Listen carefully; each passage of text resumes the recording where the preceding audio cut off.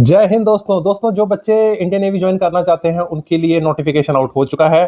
SSR MR1 of 2027 and SSR MR2 of 2027 की notification out हो चुकी है। दोस्तों ये बताता हूं, जिन बच्चों ने ये सोचा है कि मैं फौज में जाऊंगा, भाई तुम जो सोच रहे हो ना, ये सोचना ही सबसे डिफरेंट चीज है आप लोगों के लिए।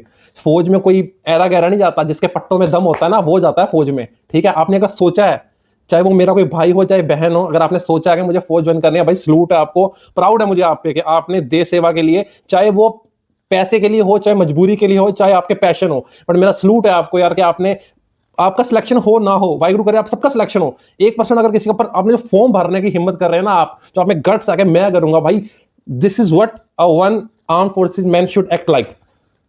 ठीक है मेरे भाइयों, आप कोशिश कीजिए आपका। अब बात कर लेते हैं सिलेक्शन प्रोसीजर की। दोस्तों इंटरनेट पे आपको बहुत सारी वीडियोस मिल जाएंगी जिसमें कि हर एक इन्फ्लुएंसर, हर एक गाइडर, हर एक इंसान जो आपको गाइड करता है वो बता रहा है कि नोटिफिकेशन वो सब मैं भी बताऊंगा इस वीडियो में। आपको मैं कुछ मेन पॉइंट्स, उससे पहले कि मैं आपको एक्सप्लेन करूं कि आपके कौन सी एज क्राइटेरिया है, रिटन एग्जाम कब होगा, स्टेज 2 का, उससे पहले मैं कुछ मेन पॉइंट्स बताता हूँ जो कोई बताएगा नहीं आपको।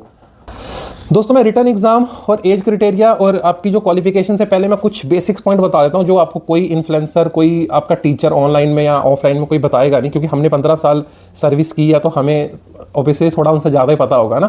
तो सबसे पहले जो बच्चों के डाउट्स कुछ मेरे पास आ रहे थे, बहुत मैसेज आ रहे थे, कॉल आ रहे थे, सॉरी अगर मैं किसी को रिप्लाई नहीं कर पाया, क्योंकि बहुत सारे इनबॉक्स हो जाते हैं, कुछ छूट जाते हैं, पर मैं ट्राई करता हूँ सबको कॉल करने का या मैसेज करने का। तो उसमें से कुछ बच्चों का पॉइंट था कि सर एनसीसी सर्टिफिकेट लेके जाना है स्टेज 1 का। मैं आपको सर ये बोलूँगा, जितने आपके सर्टिफिकेट्स हैं, not for NCC also, swimming का या कोई एक्स्ट्रा करिकुलर एक्टिविटी का जिसमें आपने अच्छा परफॉर्म किया, जैसे मैंने नेशनल बास्केटबॉल खेला था स्कूल में तो मैंने वो अपलोड किया था, हो सकता है स्पोर्ट्स कोटे में डाल दें बाद में आपके सर्टिफिकेट देख के। तो जो एनसीसी सर्टिफिकेट जो भी है आपके पास, आप उसको अपलोड कीजिए, लेट देम डिसाइड कि वो आपको इसका क्या फायदा देते हैं। और एक बात बताता हूँ, जिनके पास एनसीसी का सी सर्टिफिकेट है उनको एनसीसी डीजी डिसाइड करेंगे ऑनलाइन कि आपको स्टेज 1 पेपर देना है या नहीं। अगर वो जस्टिफाई करता है आपका सर्टिफिकेट सही है तो आप स्टेज 2 में सीधा अप्लाई, आपको सीधा स्टेज 2 के लिए बुलाया जाएगा, स्टेज 1 आपके लिए नहीं होगी। एनसीसी सर्टिफिकेट सी वालों के लिए, not for any other person. Okay. और सेकंड थी बच्चों, अपना ना जो डॉक्यूमेंटेशन है ना वो एकदम सही लेके जाना। एग्जाम्पल के लिए वाहिगुरु ना करे अगर किसी बच्चे की कुछ हानि हो जाती है, कुछ एक्सीडेंट इंसिडेंट, क्योंकि फौज है, तो जो आपको 48 लाख रुपया डेथ कॉम्पनसेशन मिलेगा नेवी से, वो उसी को मिलेगा जिसका आपने वेरीफाइड डॉक्यूमेंट लगा रखा है आपके रिकॉर्ड में। एग्जाम्पल के लिए आपने मदर का डॉक्यूमेंट लगा रखा है, अगर आपने मदर का नाम में डबल ई की जगह आई लगा दिया है, आई की जगह डबल ई लगा दिया, और आधार कार्ड नंबर नहीं मैच हो रहा किसी कारण से, या कोई डिजिट मैच नहीं हो रही, प्लीज़ उसका ध्यान रखिए। बाद में बहुत स्ट्रगल होता है इन पेपर्स को वेरीफाई करने के लिए, और फिर बाद में जो आपको जो बेनिफिट नहीं बोलना चाहता, बट जो भी उनको आपके जाने के बाद, या वाहिगुरु ना करे ऐसा कुछ हो, जो भी उनको बेनिफिट मिलना चाहिए नेवी से, उसमें बहुत सारे लूप होल्स ओरिजिनेट हो जाते हैं।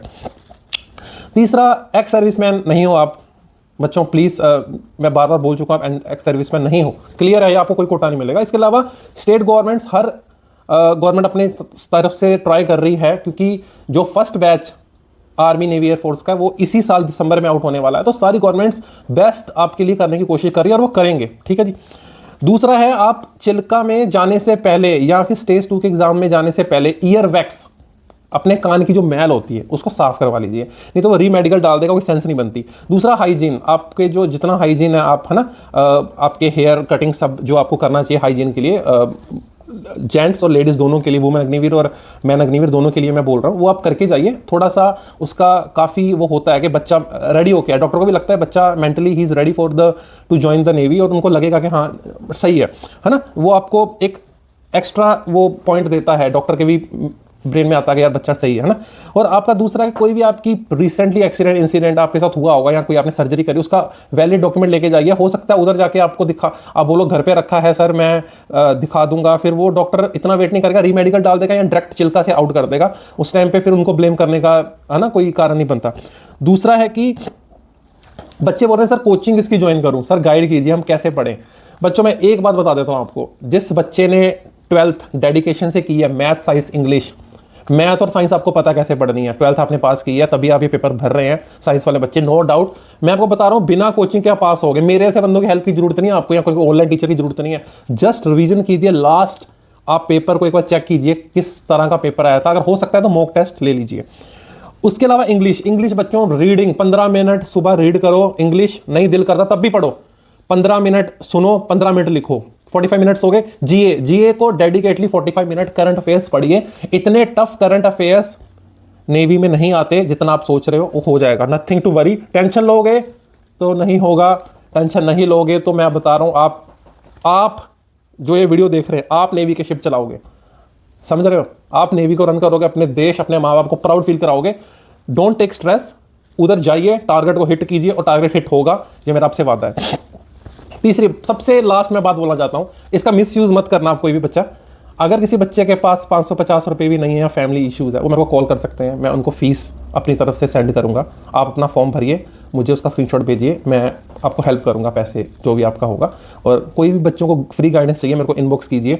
अगर फिर भी समझ नहीं आता कि सर कैसे पढ़ें, और मैं इसके बाद एक वीडियो बनाऊंगा जिसमें आपको मैं गाइड करूंगा कि यार आप कैसे पढ़ सकते हैं, ठीक है? मैं ट्राई करूंगा, मेरे को टाइम नहीं मिलता, मैं खुद भी स्टडी कर रहा हूँ, तो मेरे भी पेपर्स लगे हुए हैं बैंकिंग के, तो मैं थोड़ा सा कम टाइम मिलता है, बट मैं ट्राई करता हूँ। आप मेरे को मैसेज कीजिए, मैं आपको अपने टाइम पे कॉल कर लूंगा। मैसेज में टाइम बहुत किल होता है, मैं कॉल करना ट्राई करता हूँ, प्लीज पिकअप कीजिए। कोई डाउट है फटाफट पूछिए, ठीक है? और अब कुछ बच्चे पूछ रहे हैं सर सीडब्ल्यू आपको मौका मिलेगा प्रोफेशनल ट्रेनिंग के बाद। आप एक रिक्वेस्टमेंट नाम की चीज होती है फौज के अंदर, वो फॉर्म फिल करेंगे, आपको रिक्वेस्टमेंट होगा, उसके बाद आपकी इंटरव्यू होगी, वो क्वालिफाई करते हो, फिर आपको एसएसबी के लिए भेजा जाएगा। दैट इज, वो आपको खुद पता चल जाएगा भाई उधर जाने के बाद। और सबसे इंपॉर्टेंट बच्चे मेरे कहते हैं ना एक्स्ट्रा शेर और बब्बर शेर वाले बच्चे जो कि कमांडो और सीडब्ल्यू का पूछ रहे हैं, भाई आप सबसे पहले एसएसआर-एमआर का पेपर क्लियर करो, एंट्री करो, उधर जाके इसका आपका पेपर होता है, मार्कोस का, कमांडो का और डाइवर का, इसका पेपर आपको उधर करवाया जाता है। उसमें आपको एक पेपर क्लियर करना पड़ता है, स्क्रीनिंग बोलते हैं उसको, वो स्क्रीन टेस्ट होता है, वो क्लियर हो जाएगा यार, वो सब बाद में। पहले आप एसएसआर-एमआर का पेपर क्लियर कीजिए यार। थोड़ी वीडियो लंबी होगी बट मजा आएगा आपको, जो बच्चे को सीरियसली इंटरेस्टेड है नेवी में। एज क्राइटेरिया रहेगा 1 ऑफ 2027 बैच का। जो बच्चे 1 दिसंबर 2004 से 31 मई 2009 के बीच में जिनका बर्थ है, वो इस भर्ती के लिए अप्लाई कर सकते हैं ऑनलाइन। और 2 ऑफ 27 एसएसआर-एमआर बैच के लिए आपका जन्म 1 मई 2005 से लेके 31 अक्टूबर 2009 के बीच में हुआ है, वो बच्चे इसमें अप्लाई कर सकते हैं। इसमें आपके लिए जो टोटल सर्विस है वो 4 साल की है। और बाकी मैंने जो भी क्राइटेरिया है, चाहे वो फिजिकल का हो, चाहे वो ऑनलाइन फॉर्म भरने का हो, मैंने पिछली वीडियोस में एक्सप्लेन किया, प्लीज़ उसमें एक बार चेकआउट कर दीजिए, बार बार बताने का कोई सेंस बनता नहीं है। इसके अलावा जो स्टेज 1 में एप्लीकेशन फॉर्म की विंडो है, वो 14 मार्च से 6 अप्रैल 2026 के बीच में आपको फिल कर देना है। और इसके अलावा जो करेक्शन है वो आप 10 से 11 अप्रैल के बीच में कर सकते हैं। एग्ज़ाम आपका मई 2026 और रिजल्ट जून 26 में आ जाएगा। इसके बाद स्टेज 2 आती है 1 ऑफ 27 बैच के लिए, जिसमें कॉल लेटर आएगा आपके पास सितंबर 26 में। और अगर आप पीटी पास होते हैं, पीएफटी जो फिजिकल स्टैंडर्ड्स है नेवी के, मैंने पिछली वीडियो में ऑलरेडी एक्सप्लेन कर रखा है, प्लीज़ एक बार चेक कर लीजिए। अगर वो आप पास करते हैं तो आपका फिर से रिटर्न एग्जाम अक्टूबर 2026 में होगा। फाइनली आप चिल्का में अपनी बेसिक ट्रेनिंग के लिए रिपोर्ट करेंगे 1 ऑफ 2027 बैच वाले दिसंबर 26 में। अभी हम बात कर लेते हैं स्टेज 2 एग्जाम 2 ऑफ 27 वाले बच्चों के लिए। इसमें कॉल लेटर आएगा आपके पास फरवरी 2027 में, 27 में। और सेम आपको पीएफटी पास करनी है भाई, आप कुछ भी कर लीजिए, पीएफटी के क्लियर करे बिना आप स्टेज 2 के रिटर्न एग्जाम में नहीं बैठ सकते, ये क्लियर बात मैं आपको बता देता हूं। इसके बाद आपका जो रिटर्न एग्जाम है 2 ऑफ 27 वाले बच्चों का मार्च 27 में होगा, 2027 में। और चिल्का में आपका इंडक्शन हो जाएगा भाई मई 2027 में, और आप इंडियन नेवी का आई कार्ड और इंडियन नेवी की वर्दी पहन सकते हैं।